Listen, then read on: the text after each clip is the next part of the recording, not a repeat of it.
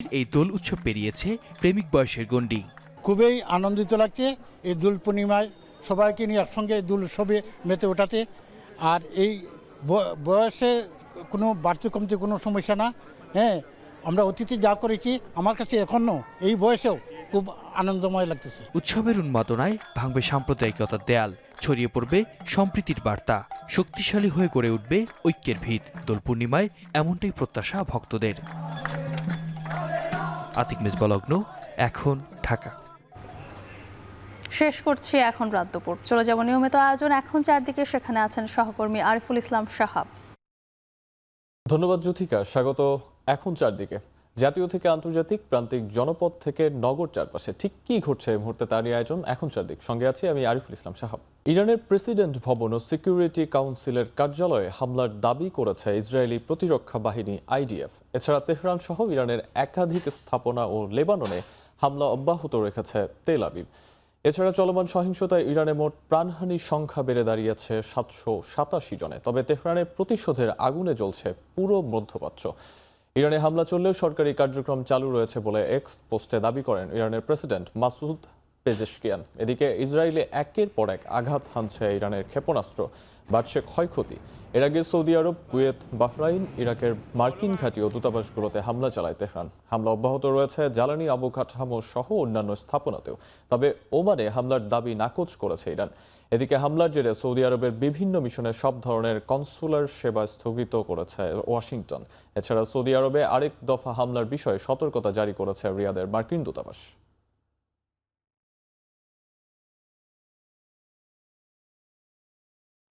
Saudi আরবের তেল শোধনাগার আরামকোতে Iran নয় হামলা চালিয়েছে ইসরায়েল। সাম্প্রতিক এই হামলা ছিল একটি ইসরায়েলি ফলস ফ্ল্যাগ বা ভুয়া পরিচয়ে চালানো গোপন অপারেশন। ইরানের সামরিক সূত্রের বরাতে এই খবর প্রকাশ করেছে তাসনিম নিউজ। প্রতিবেদনে আরও জানানো হয়, আঞ্চলিক দেশগুলোকে বিভ্রান্ত করা এবং ইরানে আক্রমণের দায় থেকে মনোযোগ সরানোই এই হামলার অন্যতম লক্ষ্য ছিল। ইরানের দাবি, মধ্যপ্রাচ্যে মার্কিন ও ইসরায়েলি সম্পদ এবং স্থাপনা হামলার লক্ষ্যবস্তু হলেও সৌদির আরামকোর স্থাপনা এখনও পর্যন্ত তেহরানের টার্গেটে নেই। দেশটির গোয়েন্দা সূত্র আরও জানিয়েছে, সংযুক্ত আরব আমিরাতের ফুজাইরাহ বন্দরও ইসরায়েলের পরবর্তী লক্ষ্যবস্তু। এর আগে খবর প্রকাশ হয়েছিল ইরানের ড্রোন হামলায় সৌদি আরবের আরামকোর তেল শোধনাগার ক্ষতিগ্রস্ত হয়েছে। হরমুজ প্রণালী বন্ধে জ্বালানি তেলের দাম ব্যারেল প্রতি $100 ছাড়াতে পারে বলে শঙ্কা বিশ্লেষকদের। এদিকে প্রণালীর দুই প্রান্তে আটকা পড়েছে 7 শতাধিক পণ্য ও তেলবাহী জাহাজ। যুক্তরাষ্ট্র, ইসরায়েল, ইরান উত্তেজনায় একের পর এক জ্বালানি অবকাঠামোতে হামলার কারণে বন্ধ হয়ে যাচ্ছে তেল ও গ্যাস উৎপাদন কার্যক্রম। এমন অবস্থায় হরমুজ প্রণালী বন্ধ করে দিয়েছে ইরানের বিপ্লবী গার্ড বাহিনী। এই রুট দিয়ে চলাচল করা যে কোনো জাহাজে আগুন ধরিয়ে দেওয়ার হুঁশিয়ারি তাদের। এর জেরে প্রণালীর দুই প্রান্তে আটকা পড়েছে শত শত জাহাজ। এতে তেল পরিবহন ভাড়া সর্বকালের সর্বোচ্চ পর্যায়ে পৌঁছেছে। অন্যদিকে তেহরানের দাবি, সৌদির আরামকোর তেল শোধনাগারে ইরান নয় হামলা চালিয়েছে ইসরায়েল। এক প্রতিবেদনে এই তথ্য জানিয়েছে তাসনিম নিউজ। এদিকে দেশে বর্তমানে 1,36,000 টন জ্বালানি তেল মজুদ আছে বলে জানিয়েছেন বিপিসি চেয়ারম্যান। কারওয়ান বাজারে বিপিসি ভবনে সংবাদ সম্মেলনে একথা জানান তিনি। এর মধ্যে ডিজেল 14 দিন, অকটেন 28 দিন, পেট্রোল 15 দিন, ফার্নেস অয়েল 90 দিন ও জেট ফুয়েলের 55 দিনের মজুদ রয়েছে বলে জানান বিপিসি চেয়ারম্যান।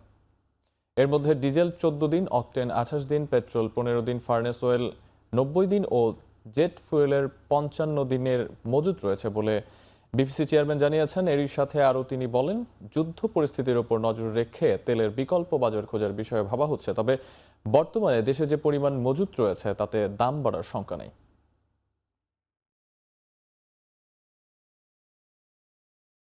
প্রতিনিয়ত অবজার্ভ করছি এবং আমাদের যে পার্টিগুলো তাদের সাথে যোগাযোগ রাখছি।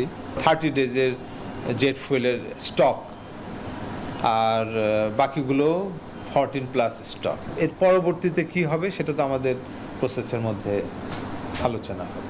আমরা যদি নেগেটিভ কোনো মেসেজ পাই সেখানে আমরা প্রস্তুতি নিচ্ছি যে আমরা রিফাইন্ড অয়েল পরিমাণ বাড়ায় দিয়ে সেটাকে কভারেজ দেওয়ার চেষ্টা করব। মধ্যপ্রাচ্যের যুদ্ধ পরিস্থিতির কারণে রাষ্ট্রীয় পতাকাবাহী প্রতিষ্ঠান বিমান বাংলাদেশ এয়ারলাইন্স তাদের 6টি রুটে পরবর্তী নির্দেশ না দেওয়া পর্যন্ত ফ্লাইট চলাচল স্থগিত করেছে। মূলত মধ্যপ্রাচ্যে সৃষ্ট নিরাপত্তা সংকটের কারণে এই সিদ্ধান্ত নেওয়া হয়েছে বলে জানিয়েছে কর্তৃপক্ষ। মঙ্গলবার এক বার্তায় বিমান বাংলাদেশ জানায়, দাম্মাম, দোহা, দুবাই, আবুধাবি, শারজাহ এবং কুয়েত রুটে অনির্দিষ্টকালের জন্য ফ্লাইট চলাচল বন্ধ থাকবে। একই সঙ্গে এসব রুটের যাত্রীদের বিমানের যে কোনো বিক্রয় কেন্দ্র বা সংশ্লিষ্ট ট্রাভেল এজেন্টদের সঙ্গে দ্রুত যোগাযোগ করার পরামর্শ দেওয়া হয়েছে। এদিকে পরিস্থিতির ভয়াবহতায় আজ দিনভর কুয়েত, সংযুক্ত আরব আমিরাত, বাহরাইন ও কাতার সহ মধ্যপ্রাচ্যের বিভিন্ন রুটে 38টি ফ্লাইট বাতিল হয়েছে। গত 72 ঘন্টায় নিরাপত্তাজনিত কারণে মোট 147টি ফ্লাইটের শিডিউল বিপর্যয় ঘটেছে। আকাশপথের এই অচলাবস্থায় বিমানবন্দরে চরম ভোগান্তিতে পড়েছেন হাজার হাজার প্রবাসী ও সাধারণ যাত্রী। পরিস্থিতি স্বাভাবিক না হওয়া পর্যন্ত কাটছে না এই অনিশ্চয়তা। ঢাকা টু মস্কট থেকে দাম্মাম, ওইটা মস্কট থেকে দাম্মামে যে টিকিট ওইটা ক্যান্সেল হয়ে গেছে, এখন সম্পূর্ণ টিকিটটাই ক্যান্সেল। এখন নতুন করে আবার টিকিট কাটছি। রাত্রে একটাই কোনো ফ্লাইট হইব না, এই ফ্লাইট ক্যান্সেল করে 4:30টায় করছে ফ্লাইট। তো এখন তো এয়ারপোর্টে এসে বাইরে দাঁড়ায় রয়েছে, দেখতেছেন, তো ভোগান্তির কোনো শেষ নাই।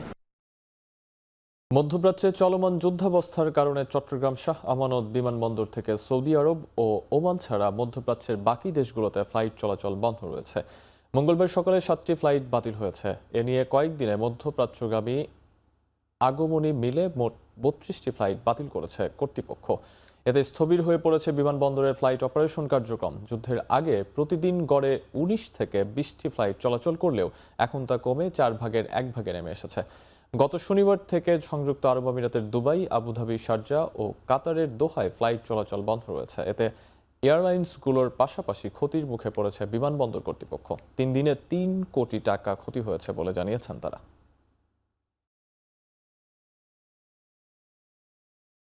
অন্তর্বর্তী সরকারের সাবেক উপদেষ্টা ও জাতীয় নাগরিক পার্টি এনসিপির মুখপাত্র আসিফ মাহমুদ সজীব ভুঁইয়ার ব্যাংক হিসাব তলব করেছে বাংলাদেশ ফাইন্যান্সিয়াল ইন্টেলিজেন্স ইউনিট।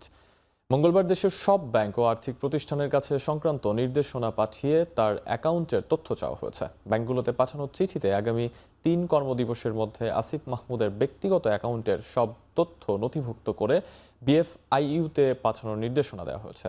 ত্রয়োদশ জাতীয় সংসদ নির্বাচনে অংশ নেয়ার লক্ষ্যে 2025 সালের 10 ডিসেম্বর তিনি উপদেষ্টার পদ থেকে পদত্যাগ করেন। গুঞ্জন ওঠে ঢাকা 10 আসন থেকে প্রার্থী হবেন তিনি। সে লক্ষ্যে কিছুদিন ওই এলাকায় তৎপরতা চালালেও শেষ পর্যন্ত তিনি নির্বাচনে প্রতিদ্বন্দ্বিতা না করে এনসিপির মুখপাত্র হিসেবে দলটির নির্বাচন পরিচালনার দায়িত্ব নেন।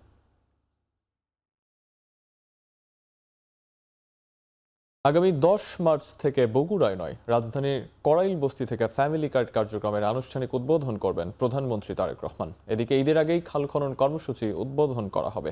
সচিবালয়ে প্রধানমন্ত্রীর সাথে আলাদা বৈঠক শেষে কথা জানান সমাজ কল্যাণ ও পানি সম্পদ মন্ত্রী। মঙ্গলবার সচিবালয়ে ফ্যামিলি কার্ড ইস্যুতে প্রধানমন্ত্রীর সঙ্গে বৈঠক শেষে সমাজ কল্যাণ মন্ত্রী ডাক্তার জাহিদ হোসেন জানান, শুরুতে বগুড়ায় পাইলট প্রকল্প উদ্বোধনের পরিকল্পনা থাকলেও আগামী 10 মার্চ রাজধানীর কড়াইল বস্তি থেকে আনুষ্ঠানিকভাবে সূচনা হবে ফ্যামিলি কার্ড কার্যক্রমের। উদ্বোধন করবেন প্রধানমন্ত্রী তারেক রহমান।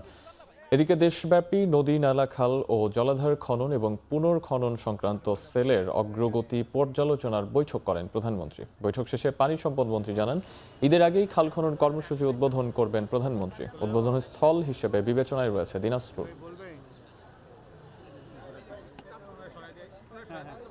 আমাদের নির্বাচনী অঙ্গীকার এবং প্রতিশ্রুতি মোতাবেক আমরা প্রথমেই বলেছিলাম যে প্রায় 1000 কিলোমিটার আমরা খাল খনন কর্মসূচি সম্পন্ন করব। তবে এখন আমরা লক্ষ্য করছি দৃশ্যমান হবে 1200 কিলোমিটারের উপরে।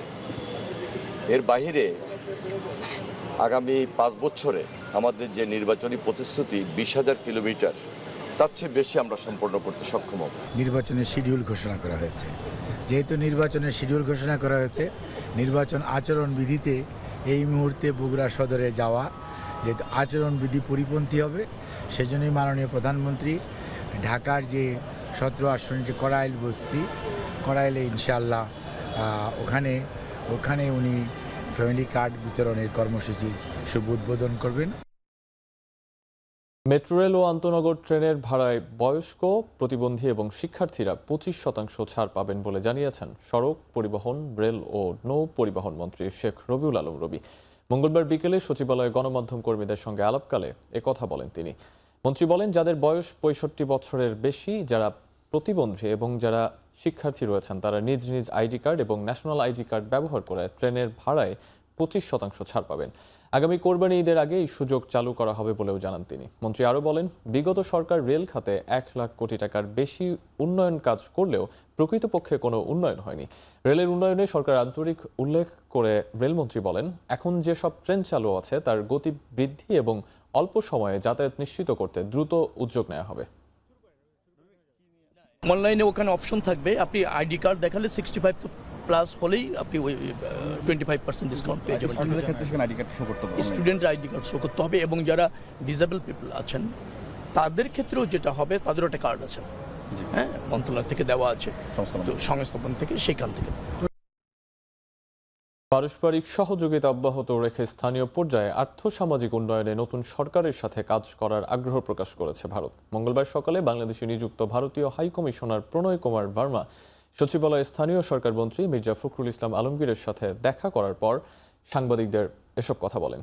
প্রণয় ভার্মা বলেন, ভারতের সাথে স্থানীয় সরকার মন্ত্রণালয়ের যেসব প্রকল্প রয়েছে সেগুলো চলমান থাকবে। পাশাপাশি নতুন প্রকল্প নিয়েও বাংলাদেশের সাথে ভারত কাজ করার আগ্রহ প্রকাশ করেছে বলে জানান তিনি। We discussed how our experiences can be of benefit to each other. We agreed to have some exchanges, visits of delegation to centers of excellence, some capacity building programs in areas where we can work together.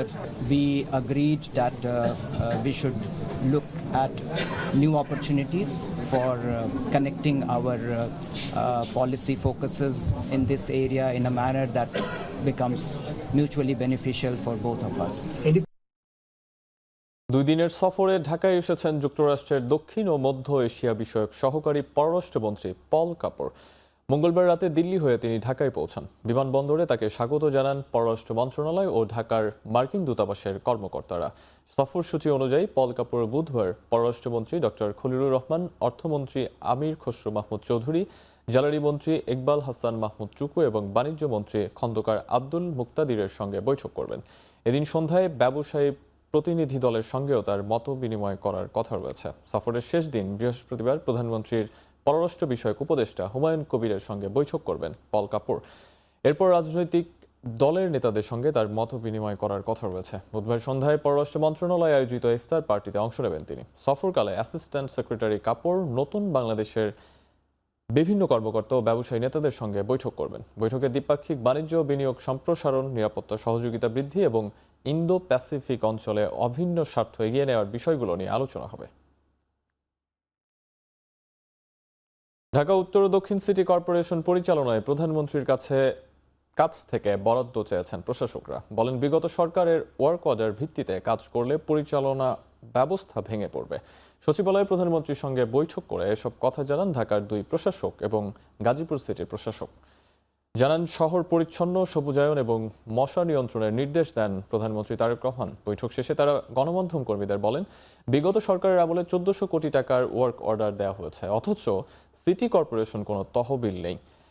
ঈদের পর খাল খনন এবং খাল দখলকারীদের সঙ্গে আলোচনা করে সিদ্ধান্ত নেওয়া হবে বলেও জানান তারা।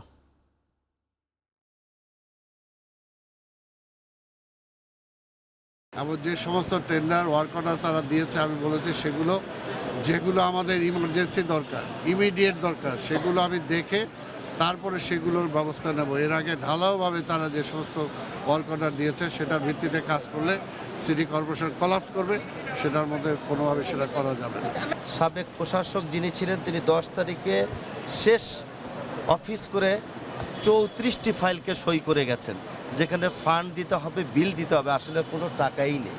25 কোটি টাকা আছে আয় ব্যয় এবং রাজস্ব থেকে, রেভিনিউ সেকশন আমি কথা বলে যেটা জানতে পেরেছি, আমার ঢাকা উত্তর সিটি কর্পোরেশনের প্রতি মাসে স্যালারি আসে 13 কোটি টাকা।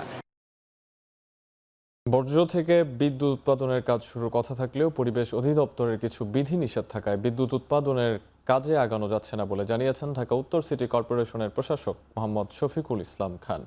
তবে পরিবেশ অধিদপ্তরের সাথে সমন্বয় করে খুব দ্রুত বর্জ্য থেকে বিদ্যুৎ উৎপাদনের কাজটি শুরু করার চেষ্টা করেছেন বলেও জানান তিনি। মঙ্গলবার দুপুরে ঢাকার Aminbazar landfill waste disposal area পরিদর্শন শেষে সাংবাদিকদের এসব কথা বলেন তিনি। বলেন, ওয়েস্ট ডাম্পিং, বর্জ্য ব্যবস্থাপনা সহ আমিনবাজার ল্যান্ডফিলকে আরও আধুনিক করার উদ্যোগ রয়েছে বলে জানান ঢাকা উত্তর সিটির প্রশাসক। আরও বলেন, রাজধানী সহ সারা দেশের বর্জ্য ব্যবস্থাপনা ও এর সাথে সম্পৃক্ত কর্মীদের নিয়েও পরিকল্পনা রয়েছে সরকারের।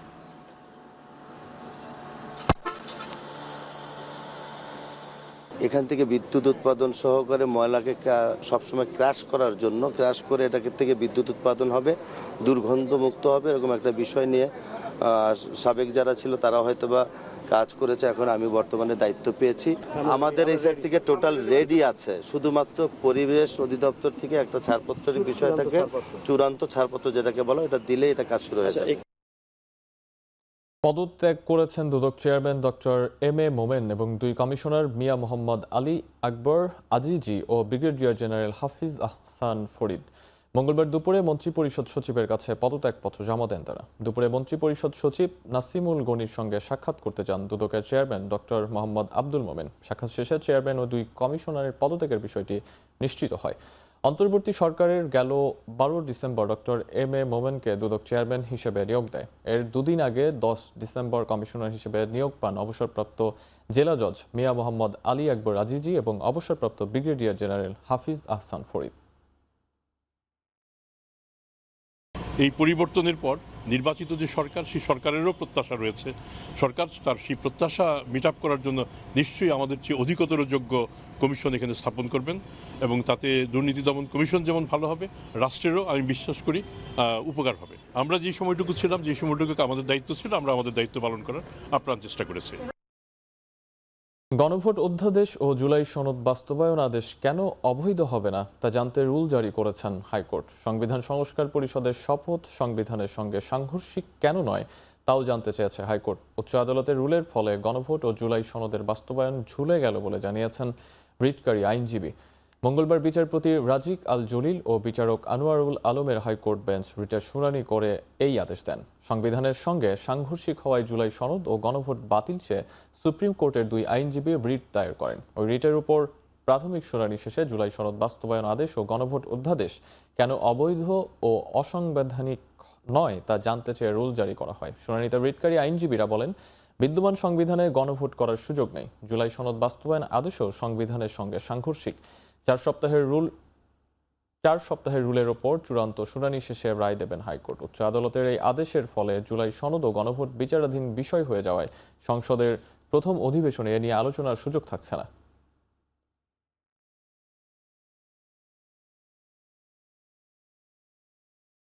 মহামান্য হাইকোর্ট আদেশ দিয়েছে যে রাষ্ট্রপতি কর্তৃক প্রণীত 13/11/2025 জুলাই জাতীয় সনদ সংবিধান সংস্কার বাস্তবায়ন আদেশ কেন অবৈধ হবে না সেই মর্মে 4 সপ্তাহের মধ্যে রুল দিতে বলেছে।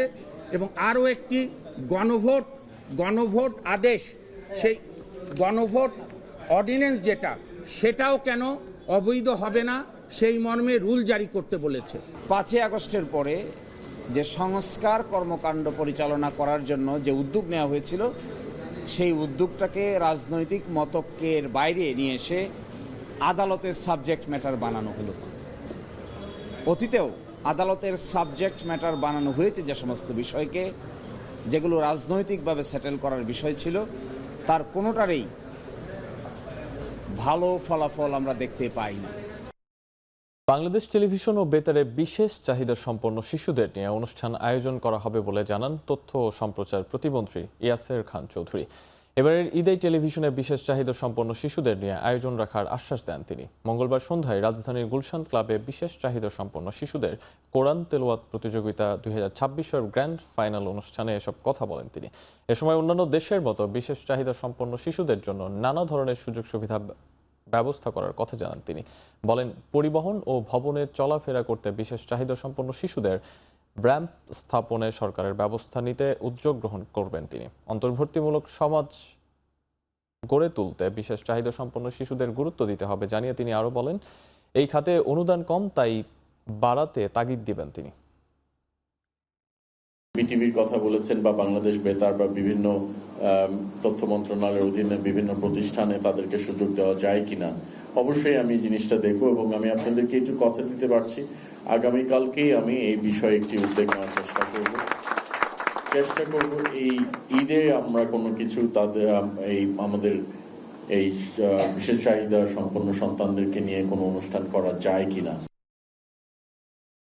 প্রতীকের বিষয়ে নিষ্পত্তি না হওয়া পর্যন্ত স্থানীয় সরকার নির্বাচন অনুষ্ঠিত হবে না মন্তব্য করেছেন স্থানীয় সরকার প্রতিমন্ত্রী মীর শাহে আলম। মঙ্গলবার সকালে সিলেট সিটি কর্পোরেশনে এক মতবিনিময় সভায় তিনি একথা জানান। সরকারের প্রত্যেকটি উন্নয়নমূলক কাজে দুর্নীতির প্রমাণ পেলেই সাথে সাথে ব্যবস্থা নেয়ার কথাও জানান তিনি। নির্বাচনের জাতীয় প্রতীক বা দলীয় প্রতীকে হবে কি হবে না এই বিষয়ে যেটি সংশোধন করা হয়েছে, এটা যদি গ্রহণ করা হয় তাহলে এটা আইন আকারে আমাদের মন্ত্রণালয়ের মাধ্যমে আবার সংসদে উপস্থাপন হবে। এটা আইন আকারে পাশ হলে এটা হচ্ছে প্রথম ধাপ। এরপরে তো আমরা নির্বাচনের দিকে আমাদেরকে এগোতে হবে। দুর্যোগপ্রবণ বাংলাদেশে ভবিষ্যৎ প্রজন্মকে দুর্যোগ মোকাবেলায় দক্ষ করে গড়ে তুলতে গাজীপুরে গড়ে তোলা হচ্ছে আধুনিক জাতীয় দুর্যোগ ব্যবস্থাপনা গবেষণা ও প্রশিক্ষণ ইনস্টিটিউট। মঙ্গলবার সকালে গাজীপুরের ২৭ এলাকায় প্রস্তাবিত ইনস্টিটিউট এলাকা পরিদর্শন শেষে এসব তথ্য জানান দুর্যোগ ব্যবস্থাপনা ও ত্রাণ মন্ত্রী আসাদুল হাবিব দুলু। মন্ত্রী বলেন, প্রাথমিক পর্যায়ে ৮ একর জমির ওপর প্রায় ৫০ কোটি টাকা ব্যয়ে ৩ তলা একটি একাডেমিক ভবন নির্মাণ করা হবে। এখানে শিক্ষার্থীদের প্রশিক্ষণের পাশাপাশি আবাসনের ব্যবস্থাও থাকবে। একটা ট্রেনিং সেন্টার হবে, আবার যারা ট্রেনিং করবে তাদের থাকার হোস্টেল নির্মাণ করা হবে। প্রথম স্তরে ৩ তলা বিল্ডিং হবে, পরবর্তীতে দ্বিতীয় স্তরে আমরা কাজ সম্পন্ন করব। গবেষণাটা খুবই জরুরি দুর্যোগ ব্যবস্থাপনার কারণে, এবং ট্রেনিংটা খুবই জরুরি আমাদের জন্য, কারণ আমাদের দেশ তো সবই জানেন যে প্রতিনিয়ত নানান দুর্যোগে আক্রান্ত হয়। এ ব্যাপারে নতুন নতুন যেহেতু প্রযুক্তি আবিষ্কার হচ্ছে, সেগুলো ব্যাপারে সাধারণ মানুষ এবং যারা ট্রেনিং করবে তাদেরকে জ্ঞান দেওয়ার জন্যই আমাদের এই প্রচেষ্টা। সাতক্ষীরা ২ আসনের সংসদ সদস্য মুহাদ্দিস আব্দুল খালেক সাতক্ষীরা মেডিকেল কলেজ হাসপাতাল পরিদর্শন করেছেন। সকালে তিনি হাসপাতালের বিভিন্ন ওয়ার্ড ঘুরে দেখেন এবং সেবা কার্যক্রম সম্পর্কে খোঁজ খবর নেন। পরিদর্শন শেষে হাসপাতাল কর্তৃপক্ষের সঙ্গে মতবিনিময় সভা অনুষ্ঠিত হয়। সভায় চিকিৎসা সেবার মানোন্নয়ন, রোগীদের ভোগান্তি নিরসন, পরিচ্ছন্নতা বজায় রাখা এবং অবকাঠামোগত উন্নয়ন বিষয়ে আলোচনা হয়। এমপি হাসপাতালের পরিবেশ পরিষ্কার পরিচ্ছন্ন রাখতে সংশ্লিষ্টদের প্রয়োজনীয় নির্দেশনা দেন। পরে হাসপাতাল প্রাঙ্গণে পরিষ্কার পরিচ্ছন্নতা অভিযানেও অংশ নেন তিনি। মতবিনিময় সভায় হাসপাতালের চিকিৎসক ও কর্মকর্তারা বিভিন্ন সমস্যা ও সম্ভাবনার বিষয় তুলে ধরেন।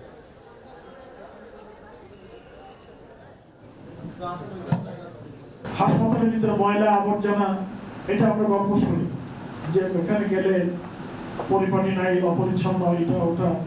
সেখানে কিভাবে এটাকে পূরণ করা যায় আমি জানি না, আউটসোর্সিং এর মাধ্যমে এটা করা যায় কিনা এবং সে সুযোগ আছে কিনা ম্যান পাওয়ার নিয়োগে।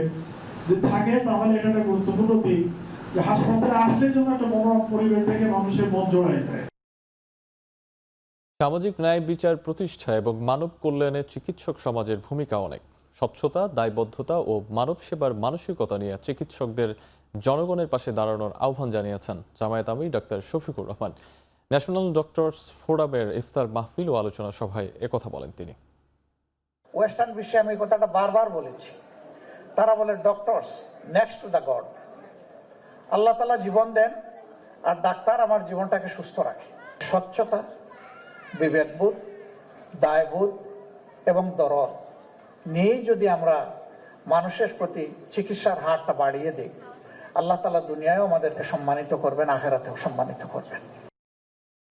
আদালতে গণভোটের বৈধতাকে প্রশ্ন করা হলে তা মানবেন না বলে মন্তব্য করেছেন এনসিপির আহ্বায়ক নাহিদ ইসলাম। মঙ্গলবার বিকেলে কুমিল্লা স্টেশন ক্লাবে আয়োজিত অনুষ্ঠানে জনগণের রায়কে আদালতে নেওয়া হলে রাজপথে নামার হুঁশিয়ারি দিয়ে তিনি জানান, জাতীয় সংসদকে সংস্কার পরিষদ সদস্য হিসেবে ঘোষণা করতে হবে। গণভোটের গণরায় অনুযায়ী সকল সংস্কার বাস্তবায়ন করতে হবে। এর বিকল্প কোনো কিছুই তারা মানবেন না। এ সময় শেখ হাসিনাকে ফেরত না পাঠালে ভারতের সাথে সম্পর্ক ঠিক হবে না বলে মন্তব্য করেন তিনি। আজকের প্রধান বিচারপতিগণ বসেছেন, ফলে এই চট্টগ্রামে অভিযান চালিয়ে আলোচিত শীর্ষ সন্ত্রাসী বড় সাজ্জাদের 2 অনুসারীকে গ্রেপ্তার করেছে পুলিশ। মঙ্গলবার ভোর রাতে বাইজিদের চালিতা তলি এলাকা থেকে তাদের গ্রেপ্তার করা হয়। এ সময় তাদের আস্তানায় অভিযান চালিয়ে 2টি বিদেশি পিস্তল, 3টি ম্যাগাজিন, 1টি ম্যাগাজিন সহ বিদেশি SMG, 1টি পাইপ গান, 445টি পিস্তলের তাজা গুলি, বডি অন ক্যামেরা সহ ধারালো অস্ত্র, ইয়াবা ও অন্যান্য নানা সরঞ্জাম উদ্ধার করে পুলিশ। এরপর সংবাদ মাধ্যমে তারা জানায়, গোপন সংবাদের ভিত্তিতে চালিতাতলি এলাকায় একটি বাড়িতে অভিযান পরিচালনা করেন তারা। অভিযানে পুলিশকে লক্ষ্য করে সন্ত্রাসীরা গুলি ছুড়লে পুলিশও পাল্টা গুলি ছোড়ে। পরে সন্ত্রাসীদের ধাওয়া দিয়ে দুইজনকে গ্রেপ্তার করে। পুলিশকে লক্ষ্য করে গুলি ছুড়ে, তখন পুলিশও পাল্টা গুলি ছুড়ে আমরা দুইজন সন্ত্রাসীকে আটক করতে সক্ষম হই এবং ঘটনাস্থল হতে 2টি বিদেশি পিস্তল, 3টি পিস্তলের ম্যাগাজিন,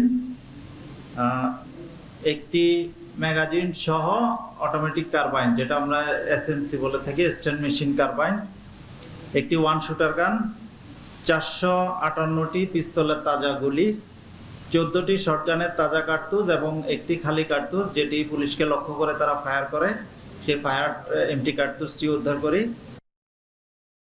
চট্টগ্রামের সীতাকুণ্ডে 7 বছর বয়সী শিশুকে ধর্ষণের পর হত্যার ঘটনায় প্রধান অভিযুক্ত বাবু শেখকে গ্রেপ্তার করেছে পুলিশ। পুলিশ জানায়, গেল 1 মার্চ সকালে পূর্ব পরিকল্পনা অনুযায়ী অভিযুক্ত বাবু শেখ শিশুটিকে চকলেট কিনে দেওয়ার কথা বলে বাড়ি থেকে ডেকে নিয়ে যায়। পরে সীতাকুণ্ড পাহাড়ি এলাকায় নিয়ে গিয়ে তার উপর নির্যাতনের চেষ্টা করে। শিশুটি চিৎকার করলে অভিযুক্ত তাকে গুরুতরভাবে আহত করে ঘটনাস্থল থেকে পালিয়ে যায়। পরবর্তীতে নির্মাণ শ্রমিকরা আহত অবস্থায় শিশুটিকে উদ্ধার করে সীতাকুণ্ড উপজেলা স্বাস্থ্য কমপ্লেক্সে ভর্তি করেন। সেখান থেকে তাকে চট্টগ্রাম মেডিকেল কলেজ হাসপাতালে পাঠানো হলে ভোরে চিকিৎসাধীন অবস্থায় তার মৃত্যু হয়। ঘটনার পর পুলিশ সিসিটিভি ফুটেজ ও প্রযুক্তিগত সহায়তায় তদন্ত চালিয়ে গাইবান্ধার বাসিন্দা আবু শেখকে কুমিল্লা এলাকা থেকে গ্রেপ্তার করে। জিজ্ঞাসাবাদে পারিবারিক বিরোধের জেরে প্রতিশোধ নিতে ঘটনা ঘটিয়েছে বলে স্বীকার করেছে অভিযুক্ত। সিসি ক্যামেরা ফুটেজ সংগ্রহ করে আমরা সেটা বিশ্লেষণ করি, পাশাপাশি প্রযুক্তিগত কিছু সুবিধা নিয়ে আমরা এই ঘটনা তদন্ত শুরু করি এবং এক পর্যায়ে এই ঘটনার সাথে জড়িত মূল অভিযুক্ত বাবু শেখকে আমরা আজকে 12টার দিকে উমরা থেকে আটক করেছি। গ্রেপ্তারকৃত বাবু শেখকে জিজ্ঞাসাবাদে জানা যায়, ভিকটিমের বাবা মনির হোসেনের সাথে, আপনারা জানেন মনির হোসেন একজন রিক্সা চালক, মনির হোসেন এবং এই অভিযুক্ত বাবু শেখ পাশাপাশি বাড়িতে বসবাস করেন এবং তাদের সাথে দীর্ঘদিন ধরে পারিবারিকভাবে বিরোধ চলছিল, তো মাঝে মাঝে ঝগড়া হতো। পটুয়াখালীতে সোনালী ব্যাংক থেকে গ্রাহকের টাকা ছিনতাইকারী চক্রের 3 সদস্যকে গ্রেপ্তার করেছে পুলিশ। এই চক্রের সদস্যরা বিভিন্ন ব্যাংকে ওত পেতে থেকে সুযোগ বুঝে ছিনতাই কিংবা পকেট কেটে টাকা হাতিয়ে নেয়। মঙ্গলবার সকালে জেলার সোনালী ব্যাংক থেকে গোপন সংবাদের ভিত্তিতে পুলিশ 3 জনকে আটক করতে পারলেও একজন পালিয়ে যায়। ব্যাংক কর্তৃপক্ষ জানায়, প্রতি ঈদ ও কোরবানিকে সামনে রেখেই এই চক্রটি সক্রিয় হয়। এরই ধারাবাহিকতায় এবারও চক্রটি এমন কাজ করতে পারে এমন আশঙ্কায় তারা আগেই বাড়তি সতর্কতা নেয়। পুলিশ জানায়, আটক 3 জনই অন্য জেলার বাসিন্দা। ব্যাংক পাড়ায় পুলিশের বাড়তি নজরদারি থাকায় কোনো অঘটন ঘটানোর আগেই তাদের ধরা সম্ভব হয়।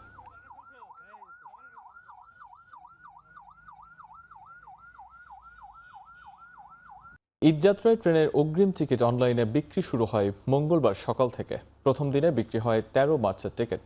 প্রথম ঘন্টায় পশ্চিমাঞ্চলের টিকিটের জন্য সার্ভারে হিট হয়েছে 21 লাখ।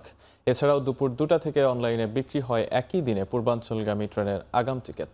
মঙ্গলবার সকাল 8টায় শুরু হয় রেলওয়ে পশ্চিমাঞ্চলের টিকিট বিক্রি। এদিন বিক্রি হয়েছে 13 মার্চের 11,400 এর বেশি টিকিট। টিকিট ছাড়া ভ্রমণ ও অনিয়মের বিরুদ্ধে যাত্রীদের সচেতন হওয়ার আহ্বান জানান কমলাপুরের স্টেশন ম্যানেজার।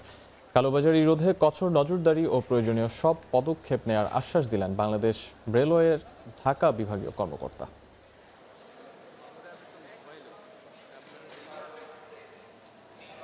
8টা বাজার সাথে সাথে অ্যাপসে ঢুকাইছে, অ্যাপসে ঢোকার সাথে সাথে সমস্ত টিকিট ব্লক, একটা টিকিটও খালি নাই। তার জন্য আমি সরাসরি স্টেশনে আসছি যে কাউন্টার থেকে যদি যাই তাহলে আমি 13 তারিখে 2টা টিকিট সংগ্রহ করে আমার পরিবার নিয়ে আমি পরিজনের সাথে ঈদ করতে যাব। সকাল 8 ঘটিকা থেকে পশ্চিমাঞ্চলের আন্তনগর ট্রেনের টিকিট অনলাইনে প্রদান করা হচ্ছে, আর বেলা 14 ঘটিকা থেকে পূর্বাঞ্চলের আন্তনগর ট্রেনের টিকিট প্রদান করা হবে। আজকে থেকে ঈদ উল ফিতরের টিকিট বিক্রি শুরু হয়েছে এবং এটা 100% আমরা এটা অনলাইনে দিচ্ছি এবং 3 তারিখ থেকে আমরা এটা 9 তারিখ পর্যন্ত আমরা টিকিট দিব এবং এটাতে 13 তারিখ থেকে 19 তারিখ পর্যন্ত যাত্রীরা যাত্রা করতে পারবেন। দেশের রপ্তানিমুখী শিল্প প্রতিষ্ঠানে শ্রমিক কর্মচারীদের বেতন ভাতা পরিশোধ নিশ্চিত করতে বিশেষ ঋণ সুবিধা চালুর নির্দেশনা দিয়েছে বাংলাদেশ ব্যাংক। মঙ্গলবার জারি করা এক সার্কুলারের মাধ্যমে এ নির্দেশনা দেওয়া হয়। নির্দেশনা অনুযায়ী রপ্তানিমুখী শিল্প প্রতিষ্ঠানের শ্রমিক কর্মচারীদের ফেব্রুয়ারি মাসের বেতন ভাতা পরিশোধের জন্য চলতি মূলধন ঋণ সীমার বাইরে গ্রাহকের সক্ষমতা বিবেচনায় মেয়াদি ঋণ সুবিধা দেওয়া যাবে। ঋণের পরিমাণ সংশ্লিষ্ট প্রতিষ্ঠানের বিগত 3 মাসে দেওয়া গড় বেতন ভাতার বেশি হবে না। এতে আরও বলা হয়েছে, যেসব প্রতিষ্ঠান মোট উৎপাদনের কমপক্ষে 80% রপ্তানি করে সেগুলোকে রপ্তানিমুখী শিল্প হিসেবে বিবেচনা করা হবে। পাশাপাশি নভেম্বর 2025 থেকে জানুয়ারি 2026 পর্যন্ত নিয়মিত বেতন পরিশোধ করেছে এমন প্রতিষ্ঠানকে সচল হিসেবে ধরা হবে। এ বিষয়ে সংশ্লিষ্ট প্রতিনিধিত্বকারী বাণিজ্য সংগঠনের প্রত্যয়ন থাকতে হবে বলে নির্দেশনায় জানানো হয়। নানা আয়োজন ও উৎসবমুখর পরিবেশে সারা দেশে উদযাপিত হয়েছে সনাতন ধর্মাবলম্বীদের অন্যতম উৎসব দোলযাত্রা। বৃন্দাবনের রাধার সঙ্গে রঙের খেলায় মেতেছিলেন ভগবান শ্রীকৃষ্ণ।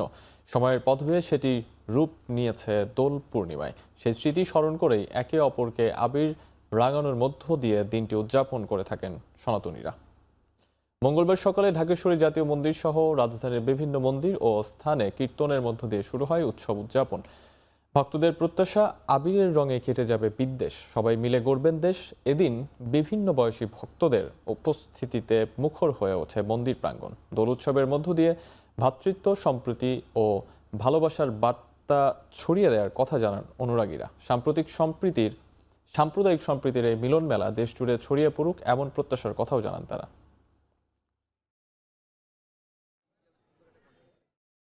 রাধাকৃষ্ণের প্রেম কাহিনী হচ্ছে দোলযাত্রার একটা মহোৎসব বলা যায়। আবির নিয়ে খেলা হয়, পরিবার নিয়ে ঘুরতে আসি, আনন্দের একটা দিন। অনেক ভালো লাগছে, সবাই একসাথে একত্রে মিলেমিশে আবির খেলা হচ্ছে। সবাই রং দিছি, সবাই মিলা গল্প করছি, হাঁটছি, অনেক মজা হয়েছে আর কি। আমরা অতীতে যা করেছি আমার কাছে এখনো এই বয়সেও খুব আনন্দময় লাগতেছে। সারা দেশে মহা সমারোহে পালিত হচ্ছে সনাতন ধর্মাবলম্বীদের অন্যতম ধর্মীয় উৎসব দোল পূর্ণিমা বা হোলি উৎসব। অশুভ শক্তির বিনাশ এবং শুভ শক্তির বিজয়ের প্রতীক হিসেবে উৎসবটি পালন করছেন তারা।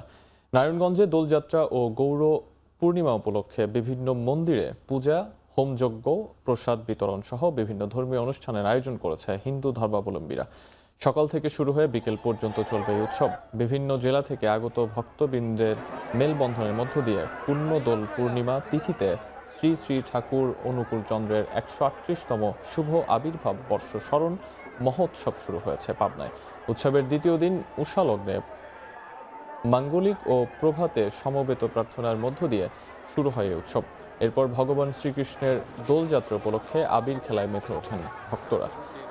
সারা দেশের ন্যায় মাগুরায়ও পালিত হচ্ছে দোল উৎসব। মন্দিরে মন্দিরে চলছে পূজা ও আবির খেলা। মানুষের মাঝে ভেদাভেদ ভুলে অতীত মুছে দিয়ে নতুন করে আবিরের রঙে রাঙিয়ে সব দুঃখ দূর করার প্রত্যাশা নিয়ে পালিত হচ্ছে দোল উৎসব।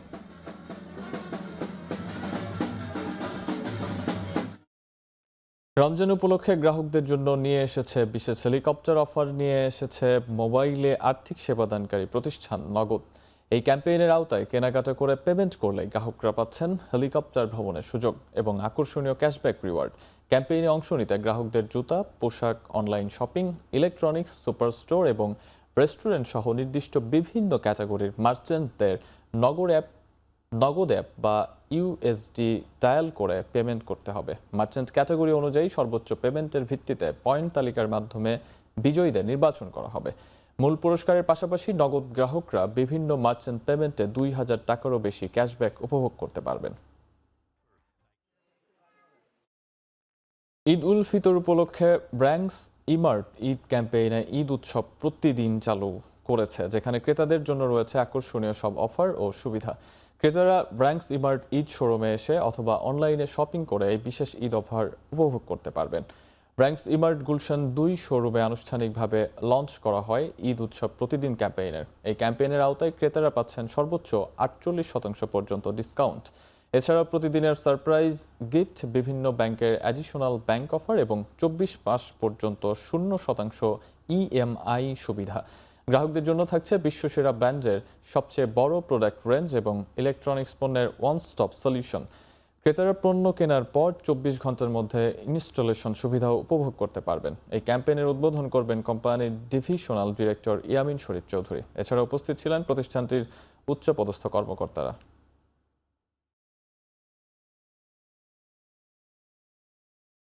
রমজানের 3 দিন ব্যাপী মুনলাইট ফেস্টিভ্যাল সিজন 2 রাজধানীর আলোকি কনভেনশন সেন্টারে অনুষ্ঠিত হচ্ছে। সোমবার থেকে অ্যানেক্স কমিউনিকেশনস লিমিটেডের আয়োজনে তেজগাঁওয়ের আলোকি কনভেনশন সেন্টারের সবচেয়ে বড় রমজান ফুড ফেস্টিভ্যাল এটি।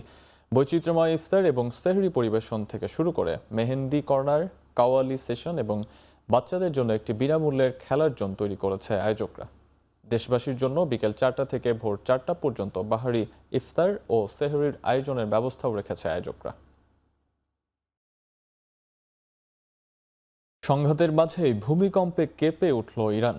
মার্কিন ভূতাত্ত্বিক জরিপ সংস্থা USGS জানায় মঙ্গলবার সকালে ইরানের গেরাস অঞ্চলে ভূকম্পন আঘাত হানে। রিক্টার স্কেলে এর মাত্রা ছিল 4.4। এছাড়া এর গভীরতা ছিল 10 কিলোমিটার। যদিও ভূকম্পনের ঘটনায় কোনো হতাহত বা ক্ষয়ক্ষতির খবর পাওয়া যায়নি। তবে বিশ্লেষকদের অভিমত, ইসরায়েল ও যুক্তরাষ্ট্রের যৌথ হামলায় ইতোমধ্যে বিধ্বস্ত ইরানে এ ধরনের ভূমিকম্প ধ্বংসের মাত্রা আরও বাড়াতে পারে। বেইজিং ইরানের সামরিক হামলার বিরোধী বলে জানিয়েছে চীনের পররাষ্ট্রমন্ত্রী ওয়াং ই। ইসরায়েলি পররাষ্ট্রমন্ত্রী গিডিয়ন সারের সঙ্গে এক ফোনালাপে তিনি কথা বলেন। এ সময় ইরানের সর্বোচ্চ নেতা আয়াতুল্লাহ খামেনিকে হত্যার ঘটনাকে বড় ধরনের নিয়ম লঙ্ঘন বলে মন্তব্য করেন চীনের পররাষ্ট্রমন্ত্রী। তিনি বলেন, যুক্তরাষ্ট্র ও ইরানের মধ্যে আলোচনার মাধ্যমে পরিস্থিতির উন্নতি হচ্ছিল, কিন্তু এই হামলা সেই আলোচনার পথ বন্ধ করে দিয়েছে। অবিলম্বে যুদ্ধবিরতির আহ্বান জানান তিনি। তা না হলে এই সংঘাত নিয়ন্ত্রণের বাইরে চলে যেতে পারে বলে আশঙ্কা প্রকাশ করেন চীনের পররাষ্ট্রমন্ত্রী। আফগানিস্তান তাদের ভূখণ্ড অন্য কোনো দেশের বিরুদ্ধে ব্যবহার করতে দিবে না বলে জানিয়েছে দেশটির প্রতিরক্ষা মন্ত্রণালয়। মঙ্গলবার এক সংবাদ সম্মেলনে কথা বলেন তালেবান সরকারের এক উপমুখপাত্র। এ সময় তিনি অভিযোগ করেন, পাকিস্তান বারবার আফগানিস্তানের আকাশসীমা লঙ্ঘন করেছে এবং রাজধানী সহ বেশ কয়েকটি প্রদেশে বেসামরিক নাগরিকদের উপর হামলা চালিয়েছে। আফগানিস্তানে জাতিসংঘের সহায়তা মিশন জানায়, গত বৃহস্পতিবার থেকে সোমবারের মধ্যে পাকিস্তানের সঙ্গে লড়াইয়ে আফগানিস্তানে অন্তত 42 জন বেসামরিক নাগরিক নিহত এবং 104 জন আহত হয়েছেন। এদিকে কান্দাহার সীমান্তে পাকিস্তানের আরও একটি সামরিক পোস্ট দখলের দাবি আফগান বাহিনীর।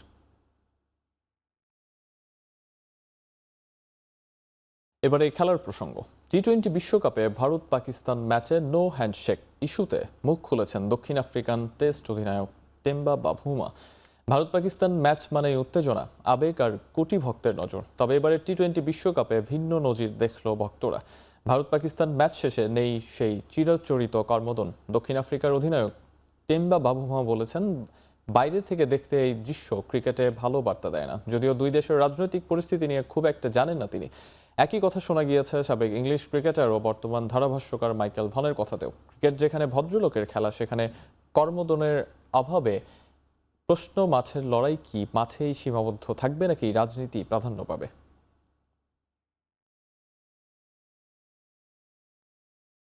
দুই দশকেরও বেশি সময় বিশ্ব ফুটবল শাসন করেছেন ক্রিস্টিয়ানো রোনালদো ও লিওনেল মেসি। এখন সেই প্রতিদ্বন্দ্বিতার নতুন অধ্যায় লিখছেন তাদের সন্তানেরা। 2026 সালে আলোচনায় আসেন 15 বছর বয়সী ক্রিস্টিয়ানো রোনালদোর জুনিয়র। আলগার্ড আন্তর্জাতিক টুর্নামেন্টে পর্তুগাল অনূর্ধ্ব 16 দলের হয়ে অ্যাসিস্ট, শুরুর একাদশে জায়গা আর জার্মানির বিপক্ষে জয়ের শিরোপার সব মিলিয়ে নজর কাটছেন তিনি।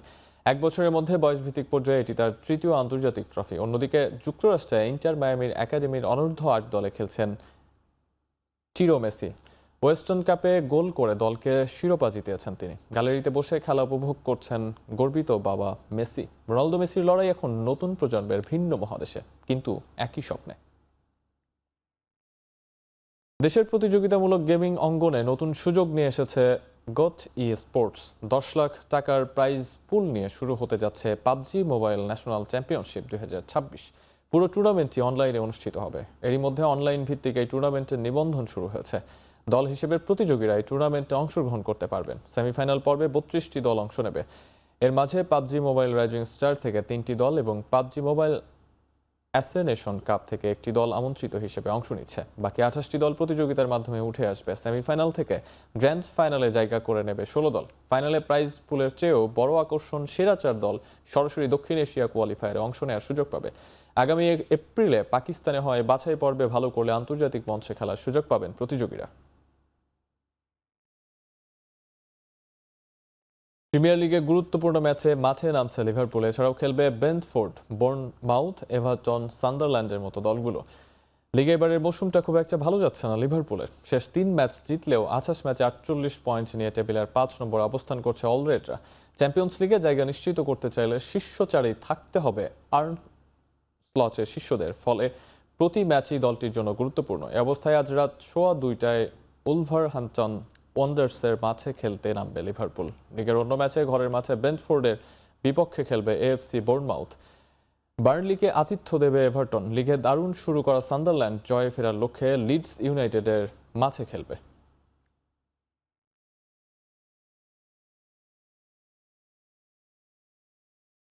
শেষ করছি এখন চারদিক। এখন টেলিভিশন ওয়েবসাইটে দেখতে ভিজিট করুন www.ekon.tv। এছাড়াও ফেসবুকে দেখতে ভিজিট করুন facebook.com/tv.ekon আর ইউটিউবে দেখতে ভিজিট করুন youtube.com/c/ekontv।